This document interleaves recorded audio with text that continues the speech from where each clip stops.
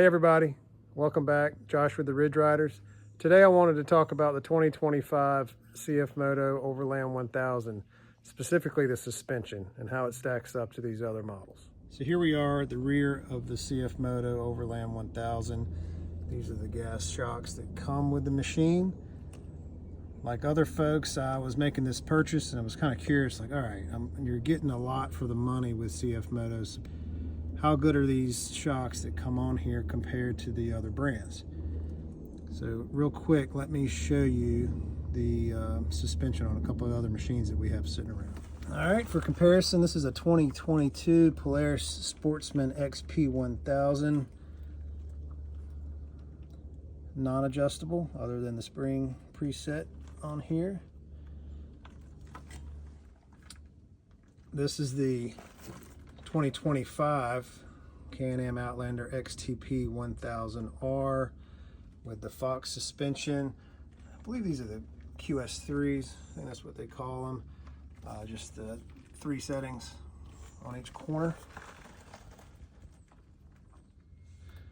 And my favorite of the group, this is my 2022 or 23, I can't remember the year, but the Sportsman Scrambler 1000S with the Walker Evans.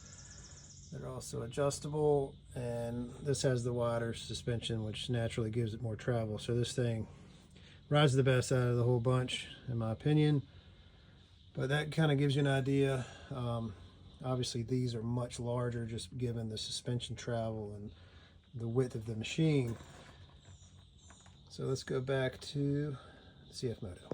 I'm going to insert 2 clips. One is the machine coming down from a jump, so you can see what the suspension does. The other is from this, a similar angle to this one, where the machine is accelerating from a dead stop. Chris filmed it. The suspension was set full soft, so you can see how much it squats just under a hard acceleration.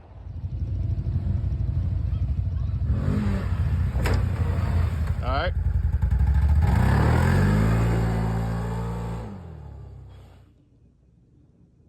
For the money, I think you're definitely getting something that's usable. Again, I think the adjustability is nice. You just can't get but so much performance out of them. So, you know, I think most people go into a CFMoto knowing it's not necessarily top of the line in every aspect, but this Overland's been pretty great as far as all the features you get, and the suspension is another one of those features that it's not like having a set of Foxes and it's not like having a set of Walker Evans, but it is having a set of adjustable shocks and springs. So you're getting something for the money, and you're probably getting all you need. If you want to do some crazy jumps, things like that, then this is probably not the machine for you anyways. But it's definitely, you know, for what you're doing and what you're getting for the money, it's still hard to beat these machines. So I think for us here, as far as the stuff we do, I think the biggest thing is going to be just to see how long these things hold up over time. We had a couple CFMoto 500s that were great. We only kept them like a year, and we just had different people riding them. Rode them pretty hard, didn't have any trouble. So we'll see. But as far as the suspension goes, guys, this adjustability is nice. It is what it is. You know, if you want to go spend $1,500 on a set of 4 shocks and springs for an ATV, that's cool too. We've done it a few times over, but these do well for what they are.